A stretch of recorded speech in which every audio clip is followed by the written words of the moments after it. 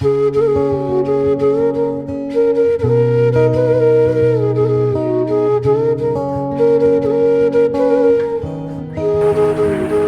को भगवान ने क्यों बनाया, ये स्थान क्यों बना, लोहा का नाम, इसका नाम क्यों पड़ा?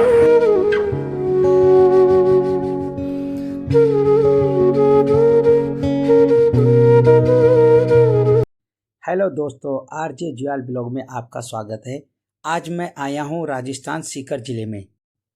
जय श्री श्याम दोस्तों, आज की ब्लॉग की शुरुआत करते हैं खाटू नगरी से, जो कि सीकर जिले में स्थित है। आज आपको ब्लॉग के माध्यम से ले चलते हैं लोहागढ़। खाटू श्याम मंदिर को तो आप सभी भक्तजन जानते हैं, पर लोहागढ़ के बारे में बहुत कम लोगों को जानकारी है। महाभारत युद्ध समाप्ति के पश्चात पांडव जब अपने भाई बंधुओं और अन्य की हत्या करने के बाद दुखी थे, तब भगवान श्री कृष्ण की सलाह पे वे पाप मुक्ति के लिए विभिन्न तीर्थ स्थानों के पास गए। भगवान श्री कृष्ण ने बताया कि जिस तीर्थ स्थान में तुम्हारे हथियार पानी में गल जाएं, वही तीर्थ स्थान तुम्हारे पाप मुक्ति का मनोरथ पूर्ण होगा। घूमते घूमते पांडव लोहागढ़ आ चुके। जैसे उन्होंने यहाँ सूर्य कुंड में स्नान करा, उनके सारे हथियार गल गए। उन्होंने इस स्थान की महिमा को समझ इसे तीर्थ स्थल राज का नाम दे दिया।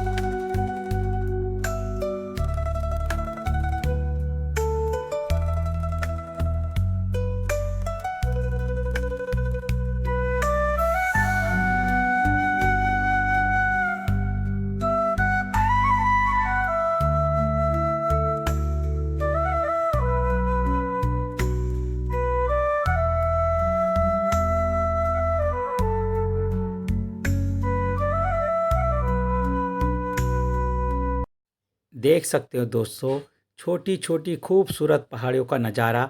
और ये हम पहुंच चुके हैं पहाड़ियों के बीच में, लोहागढ़। आप यहाँ का नज़ारा देखिए और आपको मंदिर के दर्शन कराते हैं, और जो सूर्य कुंड है वहाँ के भी दर्शन कराते हैं। आप देखते रहें हमारा वीडियो, पूरा ब्लॉग।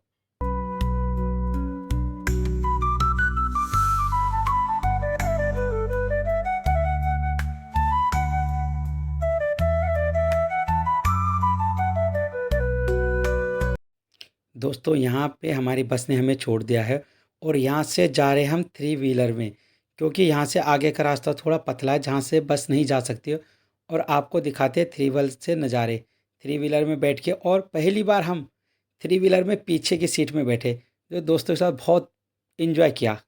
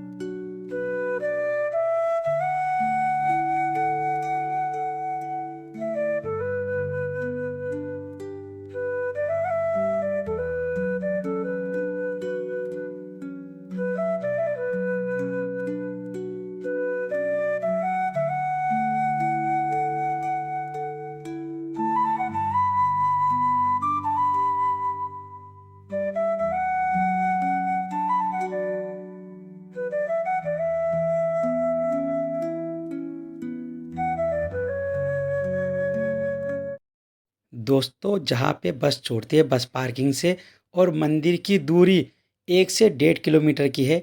कई लोग पैदल आते हैं, पैदल जाते हैं, और हमने सोचा थोड़ा 3 व्हीलर के भी इंजॉय ले लेते। सफ़र का तारीख आपको ब्लॉगिंग और अच्छे से दिखा पाए। और ये पहुँच चुके हैं हम मंदिर में। जय श्री श्याम। दोस्तों देखते रहें हमारा पूरा ब्लॉग।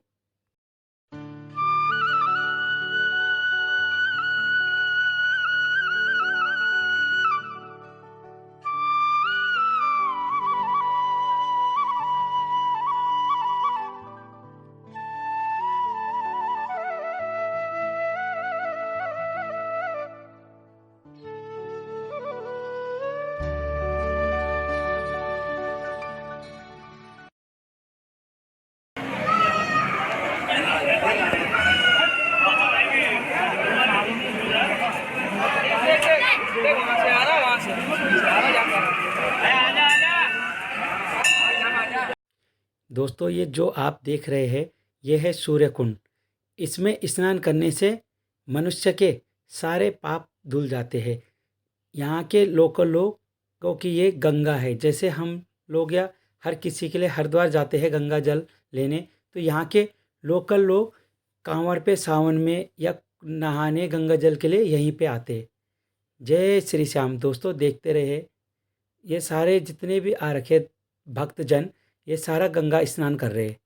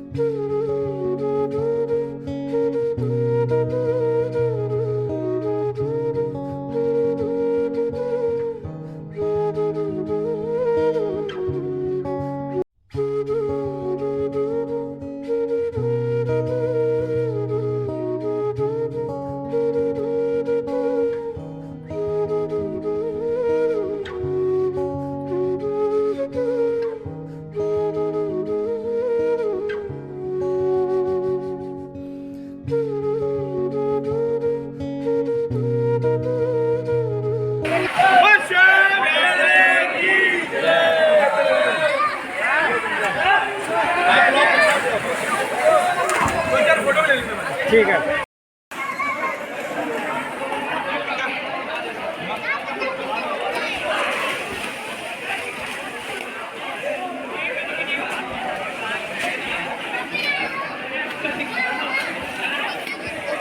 ये जो आप देख रहे हैं आदिकालीन प्राचीन पांडव शिव मंदिर है। इसे भगवान श्री परशुराम जी ने यहाँ शिवलिंग को स्वयं स्थापित किया था। जिसकी की पूजा पांडव करते थे। यहाँ देख सकते हो आप, जो ये मंदिर है ऊंची पहाड़ियों के बीच में है और यहाँ के लोगों का मानना है कि जो यहाँ सूर्य कुंड में पानी आता है, उस पानी का कोई स्रोत नहीं कि पानी कहाँ से आता है। ये भी एक भगवान का चमत्कार है। दोस्तों, अब आपने सूर्य कुंड के भी दर्शन कर लिए हैं। अब आपको मंदिर के अंदर लेके मंदिर के दर्शन कराते हैं। इसके बाद वीडियो देखते रहे। इसके बाद जो यहाँ के महाराज जी है, उनसे भी आपको बात करवाएंगे कि इस मंदिर का पूरा इतिहास। जो ये आप देख रहे हो, ये भीम कुंड है। ये इसी कुंड में कोई भी लोहे का हथियार, सामान, कढ़ाई, कोई भी चीज़ डालते तो यहाँ इस पानी में जाके गल जाते हैं। यहीं पांडवों ने अपने हथियार डाले थे जो कि गल गए थे। अभी आप देखते रहिए, आपको हम यहाँ के महाराज जी से भी बात करवाते हैं जो आपको पूरी यहाँ की पुरानी कथा बताएंगे। और दोस्तों, अगर हमारे चैनल पे आप लोग नए हो तो चैनल को सब्सक्राइब ज़रूर कीजिए ताकि आने वाली वीडियो आप तक पहुँच पाए। और अपने दोस्तों और परिवार के साथ वीडियो शेयर कीजिए और वीडियो को लाइक कीजिए।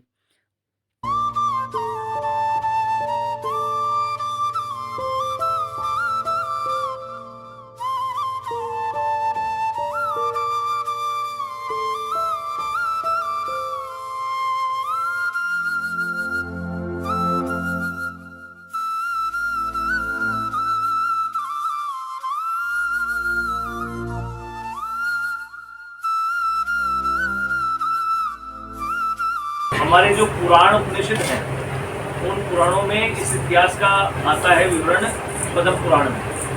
पद्म पुराण जो है उसमें इस इतिहास का विवरण आता है जब भगवान विष्णु ने मत्स्य अवतार ग्रहण किया था, तब का इतिहास का इसका विवरण आता है। और लोहारगल माध्यम में भी इसका पूर्ण बहुत प्राचीन इतिहास है, 750-800 वर्ष पुराना। उस इतिहास में वेंकटेश में छपाओ मुंबई में इतिहास है, उसमें भी पूरा उल्लेख इस का है। और भगवान परशुराम जी के द्वारा जो प्रायश्चित यज्ञ किया गया था और परशुराम जी का जब धरती पे आगमन हुआ, उनके उस पुराण में भी इसका इतिहास है। और ये पूरा का पूरा 72 किलोमीटर में आज सूर्य क्षेत्र लोहारगल धाम के नाम से ये स्थान बना हुआ है। इस स्थान पे भगवान विष्णु के द्वारा 16 कला अवतारों में से प्रथम अवतार लिया गया था मत्स्य अवतार, जो भगवान ने मत्स्य अवतार लेके शंखासुर राक्षस का वध किया और वेदोद्धार किया। भगवान विष्णु के 16 कला अवतार, बड़े अवतार, मैन अवतार है, उनमें से प्रथम अवतार था मत्स्य अवतार।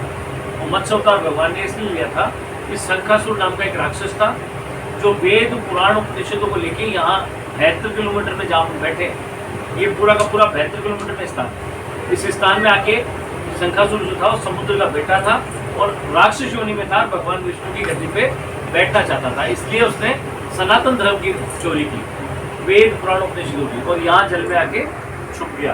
जल का जीव था तो जल में जाके छुप गया वो। तो भगवान विष्णु ने उस समय इस सनातन धर्म की रक्षा करने के लिए, वेद पुराणों का उपनिषदों की रक्षा करने के लिए और शंखासुर का उद्धार करने के लिए, कि भगवान के हाथ से जो जिसका वध नहीं करते भगवान उद्धार करते हैं, तो भगवान के हाथों से उसका उद्धार होना था। तो भगवान ने मत्स्य अवतार ग्रहण किया, मत्स्य अवतार लेकर के, और 72 किलोमीटर के सरोवर में, 72 किलोमीटर का सरोवर का नाम था उस समय ब्रह्म क्षेत्र। ब्रह्म क्षेत्र में भगवान विष्णु का प्रथम अवतार हुआ था मत्स्य अवतार, तो उसको ब्रह्म क्षेत्र कहते थे उस समय। ब्रह्म क्षेत्र में भगवान ने मत्स्य अवतार लिया इस 72 किलोमीटर के सरोवर में। ये समुद्र था पूरा। तो भगवान ने यहाँ पे जैसे अवतार लिया, यहाँ धरती इस जल में प्रवेश किया, जल का जीव बन गया, मछली का अवतार है। तो भगवान के श्री चरण जल में लग गए। तो ये जल जो था इतना पवित्र हो गया, इसके मात्र दर्शन से मोक्ष हो जाया करता। तो जीव प्राणी अगर इसमें छू जाता, दर्शन कर लेता या स्नान इसके ऊपर से विचरण कर लेता पक्षी, तो वह मोक्ष को प्राप्त हो जाता, कभी उसका धरती पे जन्म नहीं होता, दोबारा भगवान के श्री चरणों में चला जाता हो। ऐसा इसका मोक्ष प्रदान करने का एक तीर्थ बना भगवान के द्वारा। लेकिन जब भगवान ने मत्स्य अवतार ग्रहण किया, तब ये जो जल था, इस जल में जैसे ही भगवान ने प्रवेश किया, शंखासुर ने भगवान के चरण पकड़ लिए कि प्रभु मैं आपके हाथ से मरना नहीं चाहता, मुझे मोक्ष नहीं चाहिए, आपके चरणों में मुझे आप जगह दीजिए। तो भगवान के श्री चरण पकड़ने से भगवान ने उसको कहा कि आज से तू मेरी पूजा में रहेगा। तो भगवान के जो शंख के रूप में जो आरती पूजा करते हैं, वो भगवान के श्री चरणों में हमेशा रहता है शंखासुर के रूप में। और शंख जो है समुद्र में पैदा होते हैं, आपको सबको पता है, और इसीलिए उसका नाम शंखासुर, बड़ा शंख के रूप में उनके आकार बना के भगवान के श्री चरणों में बहने लगे। भगवान की त्रिकाल संध्या पूजा बनती थी, सब में वो कार्य में काम आते। तो भगवान विष्णु की सभी देवताओं ने आराधना की, प्रभु आपने जहाँ मत्स्य अवतार ग्रहण किया था वह मोक्ष प्रदान करने का तीर्थ बन गया धरती पर, तो वहाँ मोक्ष होने लग गई है। तो भगवान ने इस जल को ढकने का निश्चय किया कि इसको ढका जाए, नहीं तो सृष्टि क्रम बंद हो जाएगा। तो भगवान ने जल को ढकने के लिए बड़ी चीज की आवश्यकता पड़ी। तो ये जो पर्वत है पूरा आपने देखा होगा, इस पर्वत का नाम है, अलग अलग दो नाम है इनके। एक सुमेरु पर्वत का पोता है और एक सुमेरु पर्वत का दोहिता है, दो भाई हैं ये। इनका नाम है, एक का माल एक का केतु, ये दो अलग अलग दोनों हैं। इनका नाम माल और केतु नाम से इन दोनों पर्वतों के नाम है। ये दोनों उस समय तपस्या कर रहे थे कि हमारा कहीं कलयुग में आरती में नाम आवे, ऐसी इच्छा थी इनकी। तो भगवान ने इनको वरदान दिया कि आप जाके इस जल को आच्छादित कर दो। दोनों भाइयों को आशीर्वाद के रूप में कहा कि आज से आपका नाम आरती में आएगा। तो आज हम आरती करते हैं माँ जगदम्बा की। उसमें एक लाइन बोली जाती है, श्री माल केतु में राजत कोटि रत्न बोलते हैं ना। तो वो माल और केतु पर्वत का नाम इसलिए बोला जाता है कि दोनों भाइयों को भगवान ने आशीर्वाद दिया कि आज से आपका आरती में नाम आएगा।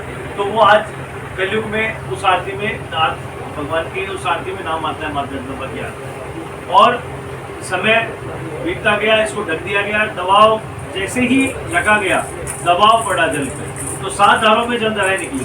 पहली इसका नाम नहीं था, अलग अलग नाम थे इनके, पहले नाम नहीं पड़े, बाद में नाम। पहले इसको पूरा सूर्य क्षेत्र कहा जाता था। पहला लोहारगढ़ जो वर्तमान में नाम है इसका, दूसरा किरोड़ी, तीसरा शाकंभरी और चौथा नागकुंड, फिर टपकेश्वर, शोभावती और खोरीकुंड। ऐसे करके इस पहाड़ के चारों तरफ में 7 जलधाराएं निकली थी। 7 जलधाराओं के अलग अलग नामांतरण पड़े, अलग अलग नाम पड़े इनके। तो पांडवों को 2 दफा आने का यहाँ सौभाग्य प्राप्त हुआ। एक बार पांडव आए युद्ध से पहले, जब उन्होंने युद्ध नहीं किया था, कीचक राक्षस का वध किया विराटनगर में, तब पांडव यहाँ पे आके और छुपे, क्योंकि कीचक को या तो भीम मार सकता था या दुर्योधन मार सकता था। तो दुर्योधन को पता लगा कि भीम ने कीचक का वध कर दिया है विराटनगर, तब उनको ढूंढते हुए विराटनगर में पहुंचे।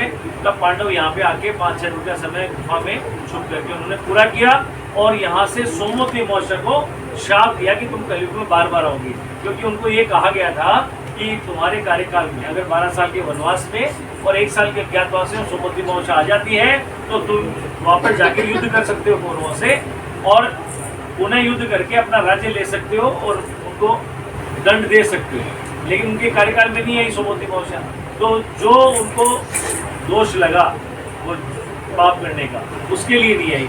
तो उन्होंने जाके और फिर अपना यहाँ से गुस्सा में आके, क्योंकि उन्होंने अपने पत्नी को दाव पे लगा दिया, पूरे राज्य को दाव पे लगा दिया, तब इसलिए उनके कार्यकाल में सोमवती अमावस्या नहीं है। 100 साल में एक बार आती थी सोमवती अमावस्या, जो आज कलयुग में उनके श्राप से श्रापित होकर के और साल में 4 बार भी आती। और पांडव यहाँ से गए, जाके उन्होंने कौरवों का वध किया, युद्ध किया, राज्य ले लिया, राज्य भोगा।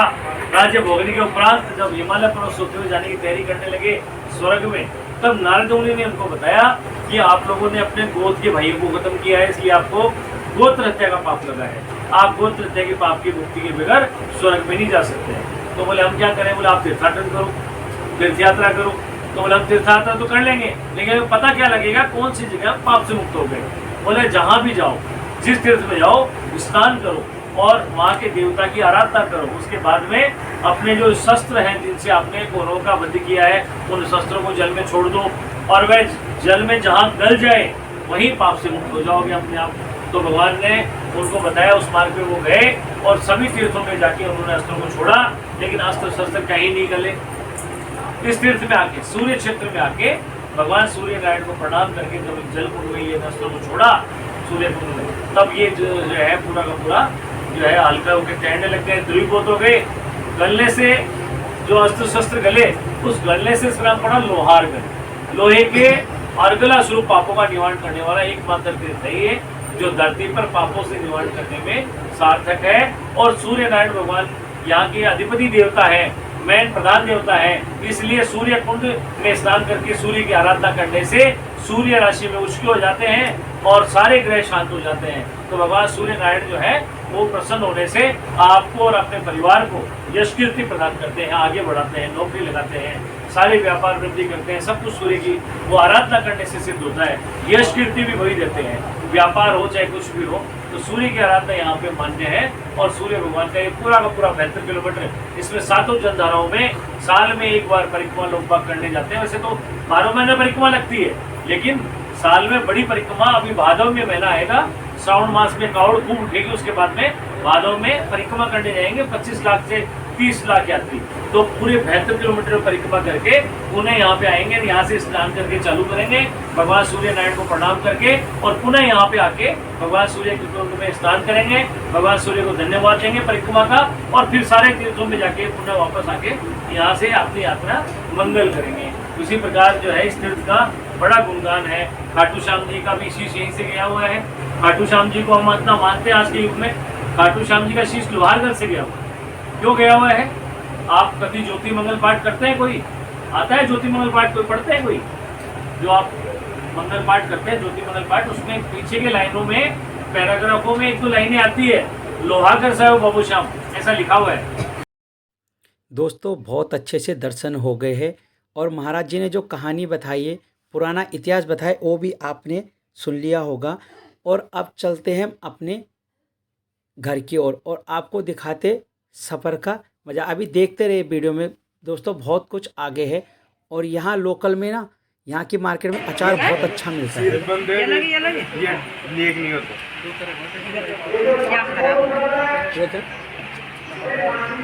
और कुछ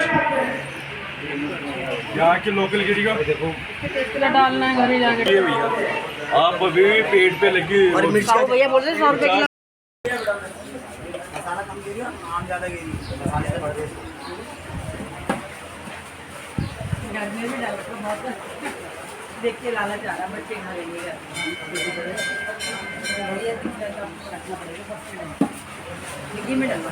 अभी 2-3 पन्नियाँ लगानी पड़ेंगी इसे डबल करके। बस लेके हाँ जी राणा जी, राणा जी दोस्तों हम पहुंच चुके हैं अपने बस के पास। और यहाँ पे पहाड़ी के ऊपर देखो, यहाँ पहाड़ों पे कहाँ कहाँ मंदिर बसे हुए हैं। ये एक चोटी पे आपको ऊपर दिख रहा होगा, एक मंदिर है यहाँ पे। और इस मंदिर का नाम तो मुझे नहीं पता, पर यहाँ पे मैं जाते हुए देखा, यहाँ से देखा। ये देखिए, हम अपनी बस के पास पहुँच गए। और देखिए भाई, आगे सफ़र में आपको बहुत मज़ा आने वाला है। देखते रहिए हमारा ब्लॉग।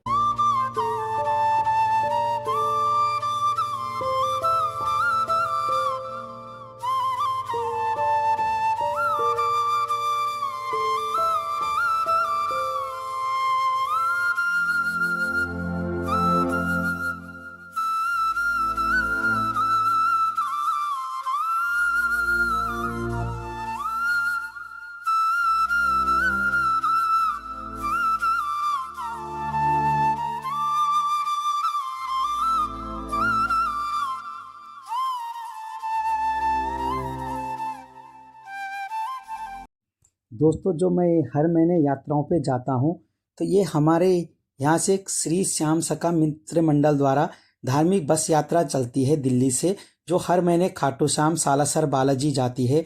अगर आपको भी इस मंडल में शामिल होना है तो कमेंट में कमेंट कीजिए, आपको मैं ताकि नंबर शेयर कर सकता हूँ। और अब हमारी जो अगली बस यात्रा जाएगी वो जाएगी अगस्त में।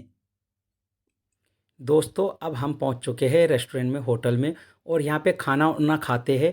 जो ये हमारी यात्रा चलती है दोस्तों, इसमें आना जाना खाना रहना सब कुछ पर पर्सन 1700 रुपये पड़ता है। इसमें आपको यात्राएं करी जाएगी खाटू श्याम सालासर बालाजी, हर बार अलग अलग होता है।